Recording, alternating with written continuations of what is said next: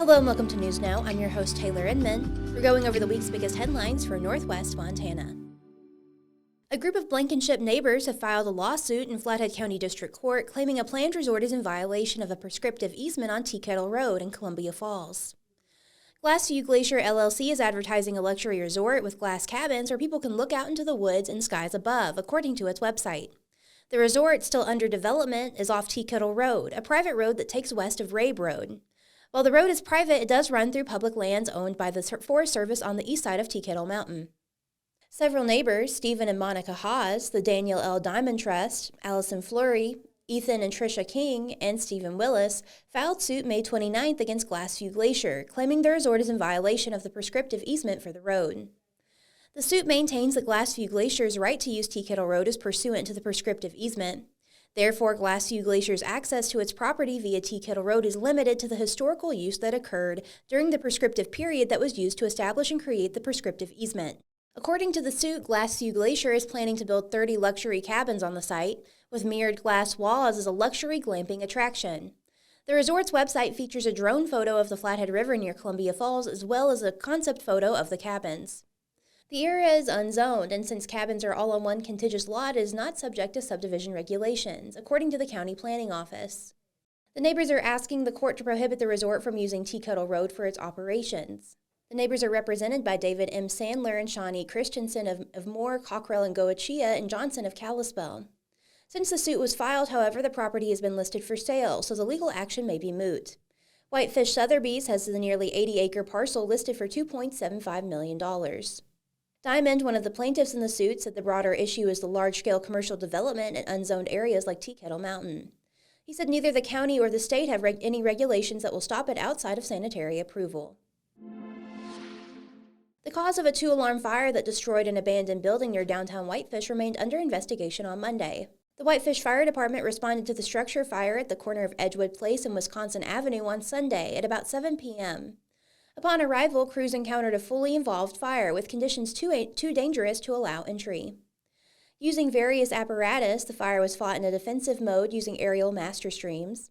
Neighboring structures, including the Alpenglow Apartments complex and the Piggyback Barbecue restaurant, were successfully protected. All responding units cleared the scene early Monday at about 2 a.m. The building, owned by Larry O'Shaughnessy, housed many businesses over the years, including Snappy's Grocery, the original Hell Roaring Saloon, a noodle house, a steakhouse, a Pizza Hut, and finally O Piccolo's Pizza, before closing about 3 decades ago. It has remained empty ever since. Longtime residents on social media shared fond memories of the building, from Bob Frank's Butcher Counter and Snappy's to playing games in Pizza Hut, to Calzone family favorite dinners at O Piccolo's. A set of intricate wooden doors was all that remained in the rubble of the fire on Monday. The initial response included an engine tender, ambulance, and command staff from the Whitefish Fire Department, an engine from Evergreen Fire Rescue, a ladder truck from Kalispell Fire Department, an engine from Columbia Falls Fire Department, and a Big Mountain Fire ambulance. Due to the size and intensity of the fire, a second alarm was requested, bringing in an additional ladder truck from Columbia Falls, a second engine and ambulance from Whitefish, and additional command staff. Heavy equipment was brought in by Whitefish Public Works to assist in extinguishing the remaining hotspots and to ensure the structure was fully extinguished. During the fire, police officers directed traffic coming off of the viaduct onto Edgewood instead of Wisconsin Avenue. As the smoke increased, the viaduct was temporarily closed. Flathead County Commissioners voted on Tuesday to approve an interlocal agreement between the state and county to coordinate the operations of a 90-bed pre-release center in Evergreen with a vote of 2-1. Commissioner Pamela Holmquist was the sole no vote. She said she does think the center could be beneficial, but believes it's the wrong location for the facility. The Flathead Valley Pre-Release Center is planned to open this fall at 1150 East Oregon Street. Pre-release centers are facilities utilized by the state to assist offenders in transitioning from a secured facility back into the community. Offenders placed in these centers work in the community and are permitted to leave and return to the center on a pre-approved schedule, according to the signed interlocal agreement.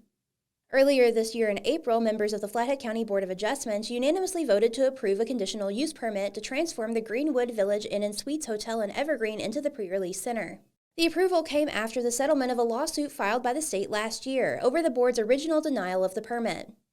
The board had rejected it based on claims that the law enforcement services were inadequate to serve the center, that the center would have a negative impact on the neighborhood, and that the site could not accommodate the associated traffic. However, during the board's April meeting, Chair Cal Dieck said it became clear that the reasoning for the denial was outside the scope of the board. Land use attorney Susan Swimley, who represented the board in the lawsuit, advised board members to take the settlement since it gave them the opportunity to attach conditions to the permit.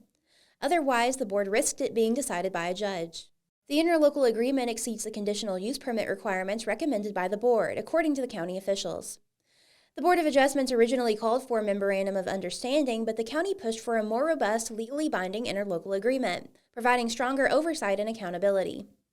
A key provision of the agreement is a built-in reporting requirement where the state must regularly provide updates to the county. In the agreement, the state and county are required to meet at least once every 3 months for regular coordination meetings. The state will share its recidivism rates for offenders, placement outcome data, the number of offenders placed, removed, denied from the placement at the center, and impacts to the county's community during the meetings.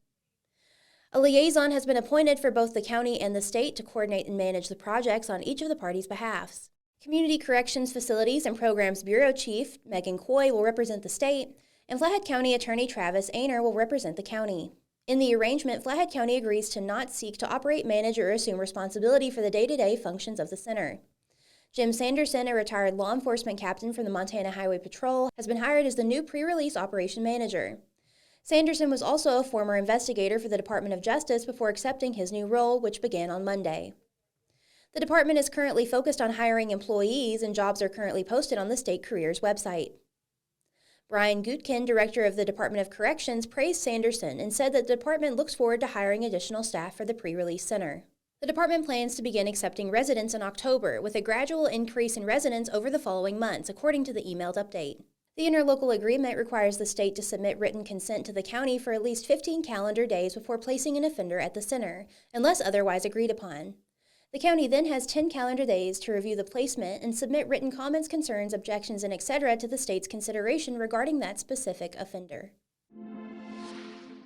Thanks for joining us. News Now is a podcast from the Daily Interlake. We're proud to be the largest independent newsroom in Montana and the longest continuously published newspaper in the region. Today's stories are written by Hungry Horse News editor Chris Peterson, Whitefish Pilot editor Kelsey Evans, and Daily Interlake reporter Hannah Shields. If you haven't already, subscribe to our YouTube channel to never miss an episode of the pod. Everybody stay safe and have a great week. Thanks to our sponsor, Lauren's Auto Repair at 1309 U.S. Highway 2 in Kalispell. Most consistently rated 5-star shop serving the Kalispell area. Visit lawrensauto.com.